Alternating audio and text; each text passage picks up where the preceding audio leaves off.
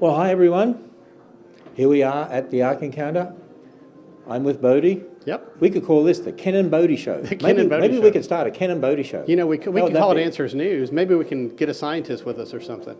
Dr. Georgia Purdom. No, we do that on Mondays Yeah, we do that and anyway. Thursdays at 2 o'clock. That's right. We have Dr. Purdom with us. That's right. And sometimes our token millennial. That's right, our token millennial. Yeah, that's what I call her. Yeah, Canadian. We have to have a token Canadian. But this is the Ken and Bodie Show right now. This is our third program that we're doing down at the Ark. And we're talking about the book, A Flood of Evidence. We'll show you that in a moment. But we're in the Flood Legends exhibit. You know, when I was a teacher in the schools in Australia, it was interesting. It was during that time that I actually visited North Queensland. And when I visited up there in North Queensland, I went out to one of the mission stations that had Australian Aboriginals there. And I talked to one of the missionaries, and he said he was talking to one of the Aboriginal elders, an older gentleman. And he was reading, actually, the account in Genesis of the creation of Eve, Eve from Adam's side. Yeah. And the Aboriginal elder said to the missionary, how come you have a similar story to the Aborigine? He said, because the Aborigines have stories about the creation of woman, and that she was made from a tree, made from some sort of plant or something like that.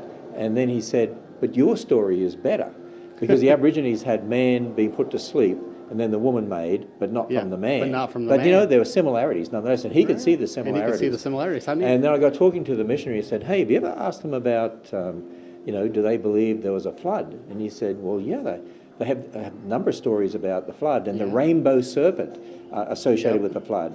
And then I went to the Brisbane Museum, the Natural History Museum in the city of Brisbane, and I bought books on Aboriginal myths and legends. And as I read through them, I thought I was reading the book of Genesis almost. Yeah, just kind of corrupted a little bit. There were so many similarities. And the interesting thing is, if you just take the flood, I mean, there are legends in different cultures around the world that fit with various aspects of Genesis. But probably the biggest number of legends are associated with the flood. Called the flood legends. I see more flood legends. I mean, I see some Tower of Babel legends. I actually see some creation legends. But the flood, by far the most.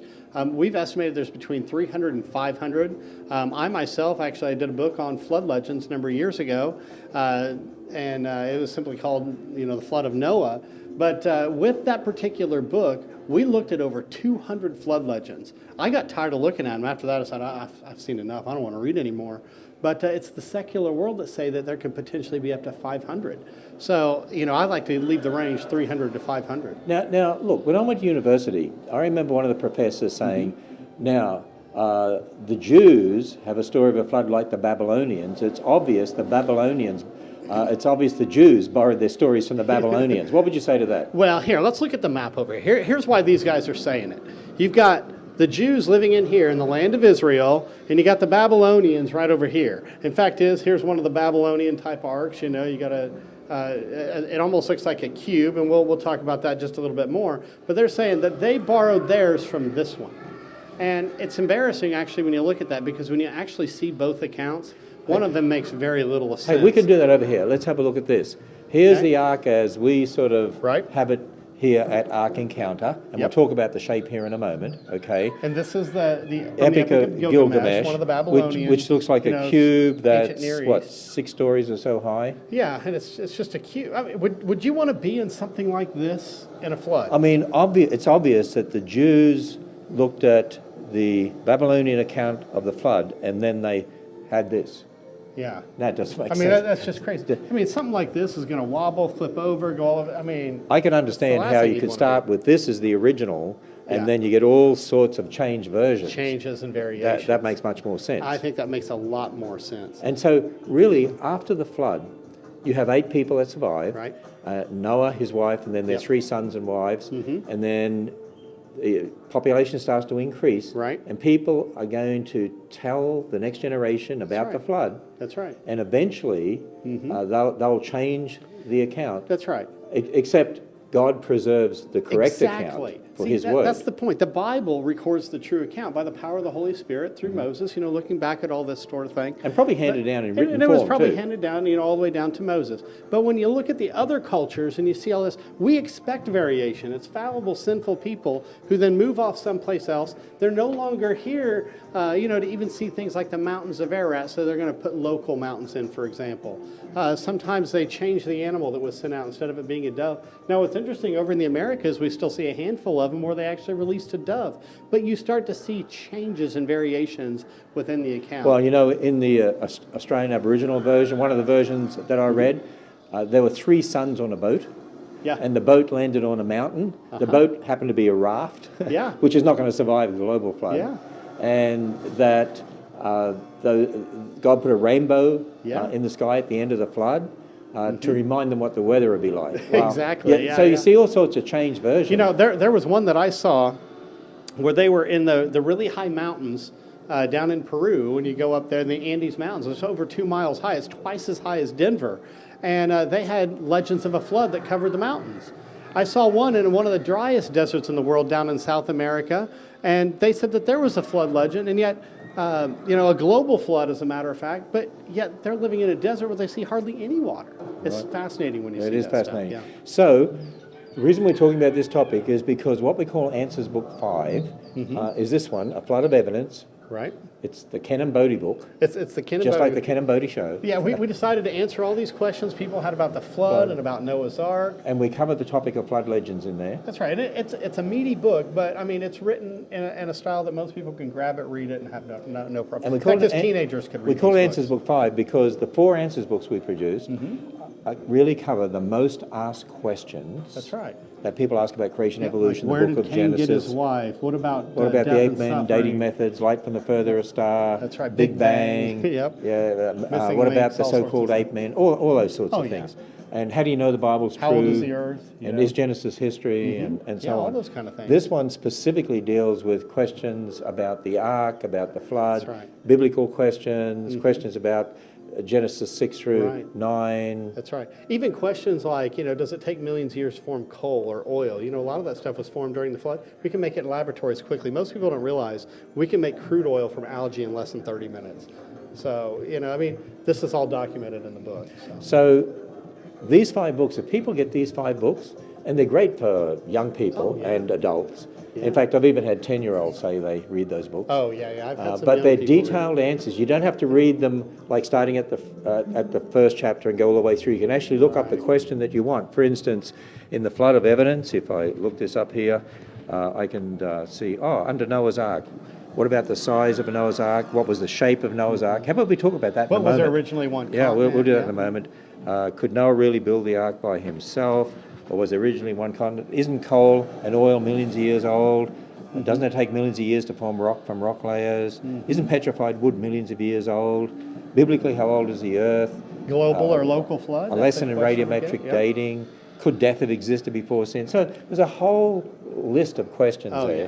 and we deal with those in that book as Right. we deal with the most asked questions people ask today about these topics in Well, those 5 books. we looked at the Epic of Gilgamesh, and you see kind of a cube here, and of course we have our model here of Noah's Ark, and we have one that we can actually Now, pick up and this move is around. what the Ark Encounter looks like. When people come to visit the right. life-size Ark here in northern Kentucky, That's right. and go to arkencounter.com for details, this is what it looks like. We have... Here, I'm going to lift that up so you can see it a little bit better, and so you'll see some of the different features on it. Well, This is actually, it's called turned the- around the other way. You know why I want to turn around the other way? Because when people come up to the Ark looking from the front, they see this end down here, That's the right, bow that's right. end, and this is actually It's kind of a heavy. This is a heavy model. one because This it's carved this out of wood. That's right. And This then- is firewood right and then here. the stern end. Now, Bodie, see this one up here?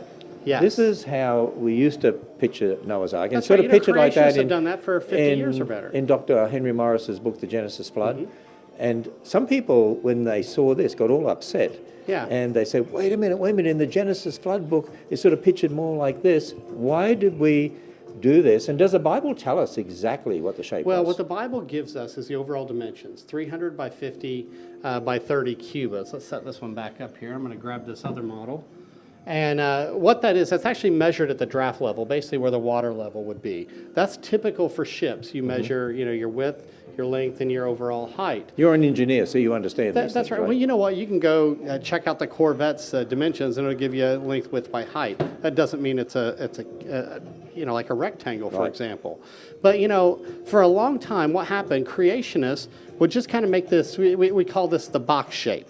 And it had 3 decks, and this is an N-scale one that we have here. It's kind of an older model. And what they did is they just did 300 by 50 by 30, made a rectangle out of it, because the question we were getting all the time is, how'd you fit all the animals on the ark? So they weren't really looking at the structure. They were looking at, well, let's see what the volume is, and let's see if we can fit the animals on it. And we've been able to answer that question for years now. Right. But then here, all of a sudden, the skeptics switched their argument. They started to say, oh, well, there's no way that these sharp angles could keep all the water out. Boy, they're going to get tore apart. It's going to tear up. It's going to have all these different problems. So all of a sudden, people started to look at the structure. And one of the lead researchers on that was Tim Lovett. He's an engineer from Australia and an ark researcher. And he studied different ships and boats from all over the world. Yeah, he did water tank experiments. Did water tank experiments. In fact, you can even do an experiment with this one. And one of the experiments that was done was you want the ark to ride into the wind and the waves. So basically, if the wind and the waves are coming from you, you want this to kind of ride into it. Well, here's the problem. You put the box out here, and it would start to do this. And that would be a horrible. Flip over. That would be a horrible ride. So what you want is you want something that would actually grab the wind and the waves. And so what Tim Lovett said was, well, a lot of ancient ships that were probably leftover technology from Noah and his sons being passed along had features like this to stabilize it. So if ancient ships, some of the most ancient wooden ships that they could research, right. if they had these, it looks like a sail here, then it would point it into the wind. That's right, just like an arrow. Think of an arrow with the little and actually, feathers on it would the back. point it this way into the wind. That's right. So the wind and the waves would be coming from this direction. This would split it, grab it, and that would And it would stabilize it. So even though this is the bow, that's right. Right, it would actually move the other way, wouldn't it? That's right. It's actually moving. As the wind and the waves come, it gets kind of pushed along this way because it's a floater. It doesn't have a sail. It doesn't have an engine and a prop or anything like that either. And that's all Noah's Ark needed to do, was to float, be as stable as possible. That's right. So Noah and his family could look after the animals on board. That's right. And so there's nothing in the Bible that would say you couldn't have this sort of shape. That's Nothing. right. I mean, of course, we fully admit, it may not have looked exactly like this, but it gives you an idea of some of the ancient features. And we talk about the meaning of the word in here for ark, don't we? That's right. Yeah, we do talk about ark. And in that fact, word is that what was used for Moses? It was used for with the little basket that the he was basket. floating in. Yeah. Right. And in fact, isn't it only used a couple of times in Scripture? Yeah, just with the Ark of Noah and then with what Moses floated in. And what Moses floated in. And really, it seems the sense of that meaning is more like, well, something to save someone. Yeah, I mean, I don't think there's any problem with that. So. It's not talking, the meaning doesn't mean That's right. a It's not specific like a shape. typical boat or things like that. We know some other features you see on here. See right along the top middle of this one? And you see something right along the top middle of this? This is actually the window. A lot of times people say, well, where's that window? Is that an Anderson window supposed to be in there somewhere? But it's actually, that word for window is the Hebrew word sohar, Tsohar. And what that's normally translated as is noon or midday. It's something that runs along the top middle that allows in lighting and ventilation. We actually do something very similar when we build houses nowadays. We put a ridge vent on the top. And we have a whole exhibit that deals with that too. Yeah, that talks about some of those features as well. And in this exhibit here, we actually show that... I know, they can't miss this with the video, right? They show that, hey, when you look at some of these boat shapes from some of these flood legends, there's no way they make sense or they would survive. That's right. You can tell which is canoe the down original. The original is the one that's in the Bible. So again, the Flood of Evidence, and this book here is, we call it Answers Book 5. Yeah, we actually put a number of flood legends in this one as well. And it's part of this don't get to hit series all here. of them, of course, Answers Book 1, 2, 3, 4, and then the Flood of Evidence.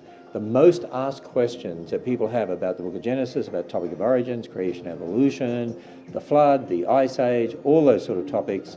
And if you actually were to get these 5 books and read all those answers that are in there, you can answer most of the questions you're going to hear from people. I would suggest that, yeah. When I go out on the road or even when I talk to skeptics, I would say that 90 to 95% of the questions they ask are already answered here. Yeah. And that's why we produce those materials. Well, this has been a series of 3 that we've done here. dealing with questions that are answered in the flood of evidence. Yeah. We'll have a just sneak peek out here again as we Yeah, get out there. guests are just now starting to get up Guests here. are just starting to get up Yeah, here. we do these early in the that's morning. Right, so we can avoid all the guests. But here we are on deck 3, actually, and let's have a look Here, down. can you come over here and down kind of here. look up and down? I mean, that's just fascinating to see the architecture of the Ark here.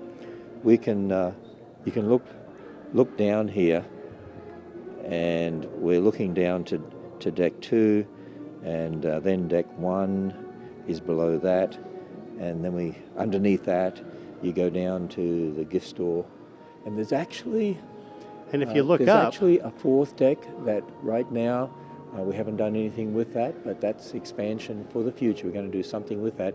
Eventually we want to be able to have people go up there so they can walk out on the front of the Ark right up Yeah. the top.